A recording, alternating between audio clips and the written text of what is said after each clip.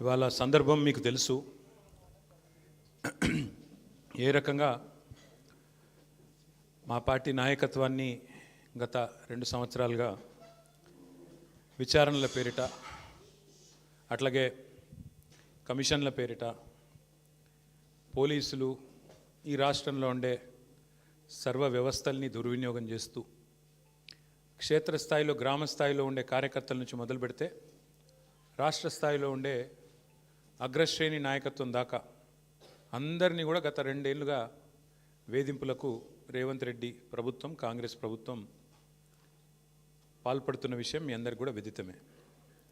ఆ పరంపరలో భాగంగానే ఇవాళ పెద్దలు మాజీ మంత్రివర్యులు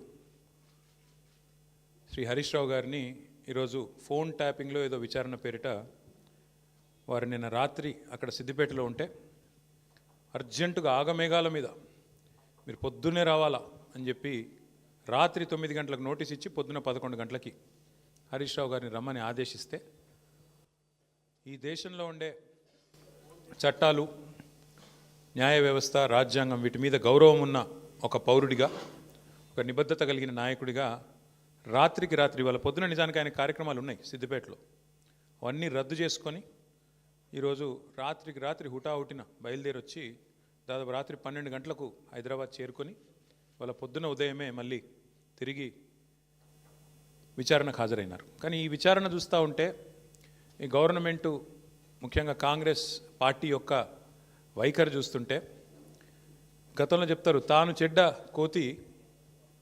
చెడ్డ కోతి వనమంతా జరిపిందంట. అట్లాగా రేవంత్ రెడ్డి గారు ఆయన గతంలో దరిద్రపు కొట్టు పనులు చేసిండు కాబట్టి, దొంగ పనులు చేసి దొరికిపోయిండు కాబట్టి, డబ్బు సంచులతో దొరికిన దొంగ కాబట్టి అందరు కూడా అదే బుద్ధులు ఉంటాయి అనుకునే ఒక పద్ధతుల్లో ఆయన వ్యవహారం కనబడతా ఉంది. ఆయన కంటిన బురద అందరికి అంటాలని చెప్పి ఆయన పాపం తాపత్రయపడుతున్నాడు, తహతహలాడుతూ ఉన్నాడు. ఒకటి రేవంత్ రెడ్డి గారికి చెప్తా ఉన్నా, ఇలా జరుగుతున్నది మీకు కూడా చెప్తా ఉన్నా, సిట్టు విచారణ కాదు, ఇది చిట్టి విచారణ. చిట్టినాయుడు గారు నడిపిస్తున్న ఒక పనికిమాలిన విచారణ తప్ప, ఓ లొట్టపీసు కేసులో ఇంకో పనికిమాలిన చిట్టి విచారణ తప్ప సిట్టు లేదు, తిట్టు లేదు. ఆడ ఏమి లేదు. 2 ఏళ్ల నుంచి బోగస్ కథనాలు, ముఖ్యమంత్రి కార్యాలయంలో వడ్డించి వార్చే పనికిమాలిన స్టోరీలు, ఒక్కటి కూడా రాష్ట్ర ప్రజలకు పనికొచ్చే కథనం లేదు. పనికిమాలిన స్టోరీలతో 2 ఏళ్ళు టైంపాస్ చేస్తూ ఉన్నాడు. నేను అడుగుతా ఉన్నా ఆయనని, రేవంత్ రెడ్డిని, 1 కాదు 2 కాదు, ఇంకో 1000 వేసుకో, నీ సిట్టులు చిట్టీలు ఇంకో 1000 వేసుకో, ఏం ఫరక్ పడదు. మేము మాత్రం నీ కొద్దిగా ఉంటే కొన్ని రోజులు శునకానందం ఉంటుంది, కానీ మేము మాత్రం నేను వదిలిపెట్టాం. బీఆర్ఎస్ ఇవాళ తెలంగాణ ప్రజల గొంతుక, ప్రధాన ప్రతిపక్ష పార్టీ. మీరు ఎన్నికల్లో ఆనాడు మమ్మల్ని ఓడించడానికి అడ్డమైన మాటలు చెప్పి, అడ్డగోలు హామీలు ఇచ్చి, అందమైన అబద్ధాలను 6 గ్యారంటీ కార్డుల రూపంలో ప్రచురించి ఆ రోజు ప్రజలను ఏదైతే బురిడి కొట్టించినారో, మేము ప్రజల తరపున గట్టిగా మాట్లాడుతున్నాం అన్నది నీ బాధ. ఇవాళ ఎట్లా ఉన్నదంటే నీ వ్యవహారం రేవంత్ రెడ్డి గారు, అదృష్టం అందలం ఎక్కిస్తే బుద్ధి మాత్రం ఇంకా బురదలనే ఉన్నది రేవంత్ రెడ్డిది. రాజకీయంగా ఇంకా కూడా ఆయనకు జ్ఞానం రాలే, ముఖ్యమంత్రి అన్న సోయి లేదు. తెల్లారి లేస్తే కేసీఆర్ గారిని తిట్టడం, మా పార్టీ నాయకులను తిట్టడం, పనికిమాలిన బూతులు మాట్లాడడం, పనికిమాలిన పని చేయడం తప్ప. అందుకే అంటున్నా నేను, అదృష్టం అందలం ఎక్కించిన బుద్ధి మాత్రం బురద బుద్ధే రేవంత్ రెడ్డిది. అందుకే ఈ దిక్కుమాలిన పనులు చేస్తూ ఉన్నాడు. 2 సంవత్సరాల నుంచి సాగదీస్తున్నాడు ఫోన్ ట్యాపింగు. నేను ఇవాళ అడుగుతా ఉన్నా రేవంత్ రెడ్డిని, ఎందుకు ఒక్క అధికారి కానీ, ఒక్క మంత్రి కానీ, లేదా స్వయంగా హోంమంత్రి ముఖ్యమంత్రిగా ఉన్న ఈ రాష్ట్రంలో ఒక్క అఫీషియల్ ప్రెస్ మీట్ ఎందుకు ఉండదండి ఫోన్ ట్యాపింగ్ మీద? ఒక్కరు బయటకు వచ్చి ఎందుకు మాట్లాడరు? ఎన్ని రోజులు లీక్ల మీద బతుకుతావు? జరిగింది తప్పు అంటున్నావు, ఏం తప్పు జరిగింది చెప్పు. ఇంకెన్ని రోజులు లీక్ల మీద బతుకుతావు? ఎన్ని రోజులు లీకులు ఇచ్చుకుంటా, ఫలానా వల్లదైంది, ఇదైంది, అల్లమైంది, బెల్లమైంది, పనికిమాలిన లీకులు తప్ప ఒక్క అధికారిక ప్రెస్ మీట్ ఈరోజు వరకు ఉందా? సిట్టు కానీ, ఇంకోటి కానీ, లేదా మంత్రులు కానీ, ముఖ్యమంత్రి కానీ ఒక్క మాట అధికారికంగా చెప్పిన పాపన పోయినరా? ఏంది ఫోన్ ట్యాపింగ్? ఎవరి ఫోన్ ట్యాపింగ్? ఎక్కడ ఫోన్ ట్యాపింగ్? ఏం జరిగింది?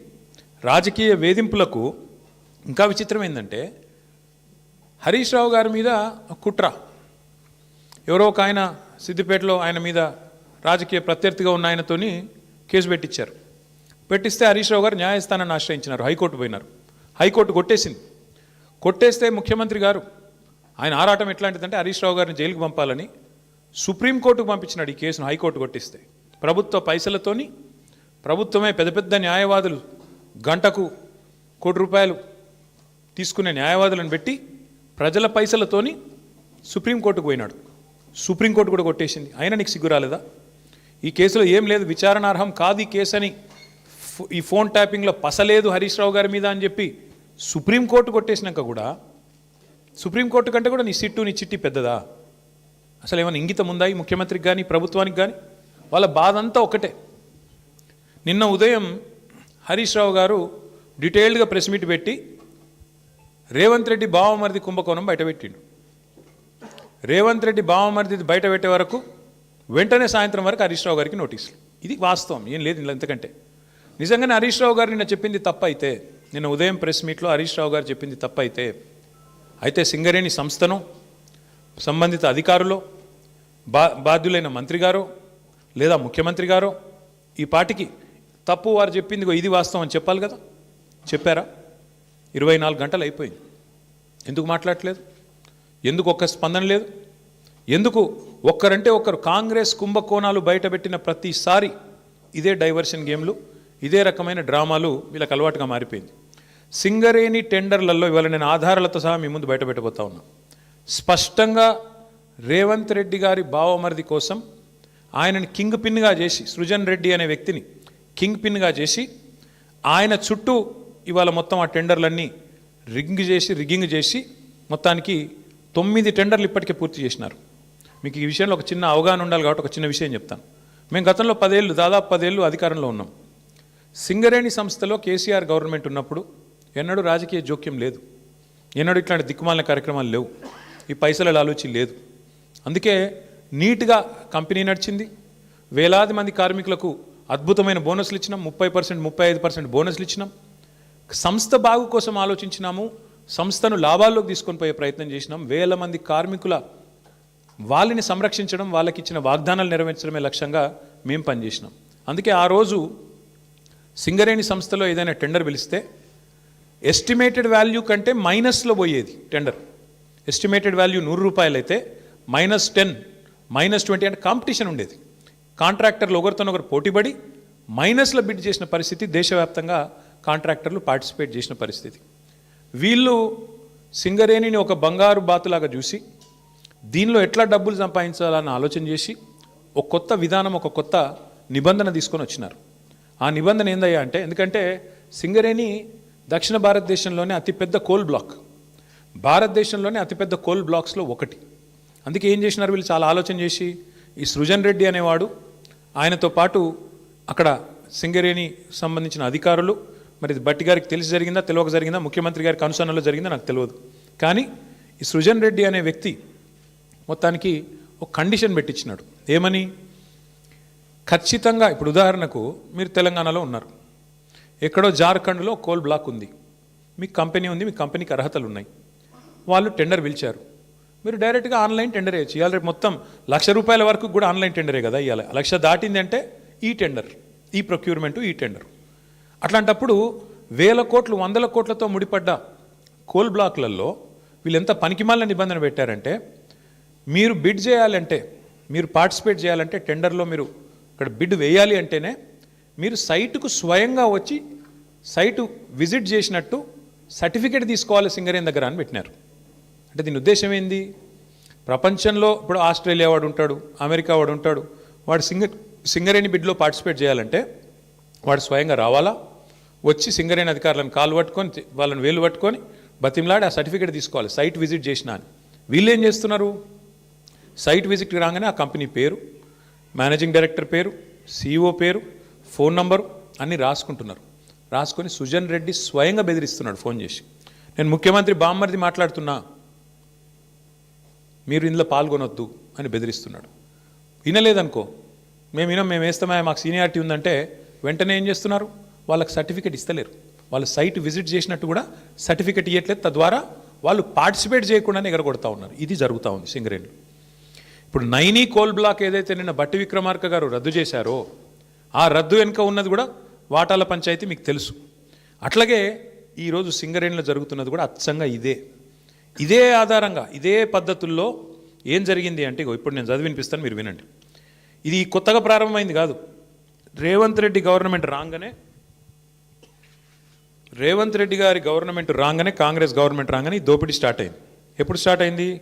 ఫిబ్రవరి 24 నుంచి స్టార్ట్ అయింది. ఫిబ్రవరి 20 రోజు ఎంక్వైరీ డేటు ఒక 385 కోట్లది టెండర్ పిలిచిండ్రు.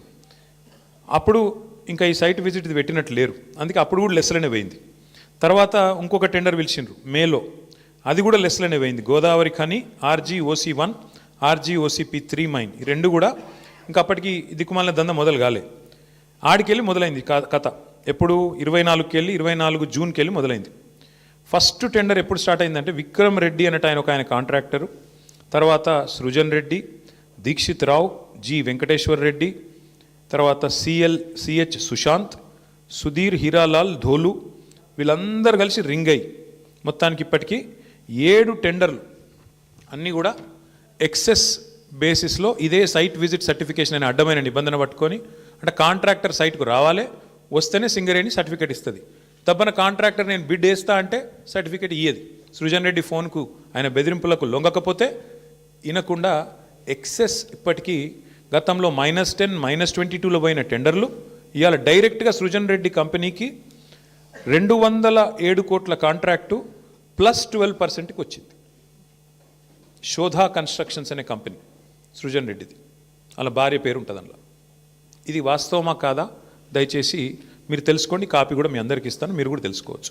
అట్లాగే వీళ్ళందరూ ఇప్పుడు GVR, CH సుశాంత్, దీక్షిత్, అంతా ఒక రింగు ముఠా. ఇది ఈ ముఠాకి నాయకుడు సృజన్ రెడ్డి, రేవంత్ రెడ్డి బావమర్ది, వీళ్ళందరూ కలిసి వేసిన రింగు టెండర్లు. ఇది నిన్న హరీష్ రావు గారు బయట పెట్టిండు. ఏమన్నాడు హరీష్ రావు గారు నిన్న? 9 ఒక్కటే రద్దు చేస్తే సరిపోదు బట్టి గారు, మరి నీకు తెలియకుండా జరుగుతున్నాయి ఇవన్నీ, ఇవి కూడా రద్దు చేస్తావా లేదా అన్నాడు. దాంతోనే ఏంది ప్రభుత్వం ఉలిక్కిపడ్డది. ఓహో మా దొంగతనం బయటపడుతుంది కాబట్టి ఏం చేయాలి?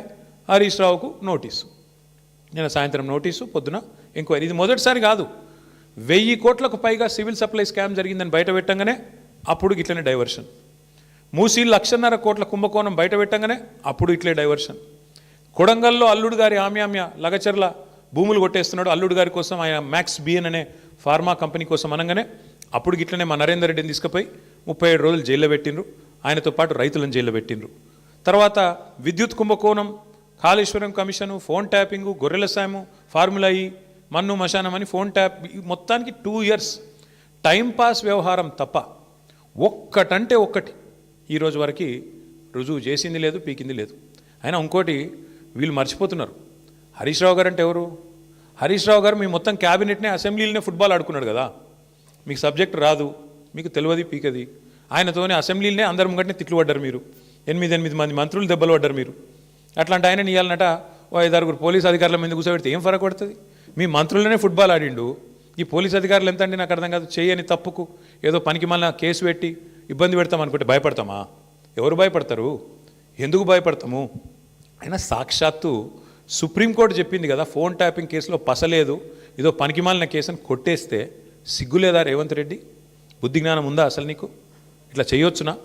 ప్రభుత్వం నడపవయ్యా అంటే నీకు ఏమి చెప్పొచ్చినావు అధికారంలోకి? నువ్వు 6 గ్యారంటీలు అంటివి, తులం బంగారం ఇస్తా అంటివి, 4000 పెన్షన్లు ఇస్తా అంటివి, మహిళలకు 2,500 అంటివి, 26 నెలలు అయిపోయాయి. అది చెప్పే ముఖం లేదు, అది చెప్పే తెలివి లేదు. అందుకే కవర్ ఏం చేయాలి? ఇట్లనే మీడియాను మేనేజ్ చేసుకోవాలి, మీడియా వాళ్ళ ఇళ్ళకు న్యూ ఇయర్స్కు కాలు మొక్కాలి, వాళ్ళను ప్రసన్నం చేసుకోవాలి, అడ్డమైన రాతలు వాళ్ళతో రాయించుకోవాలి. ఇది నీ చిల్లర బుద్ధి, ఇది నీ లేకి బుద్ధి, ఇది రేవంత్ రెడ్డి యొక్క చిల్లర వ్యవహారం.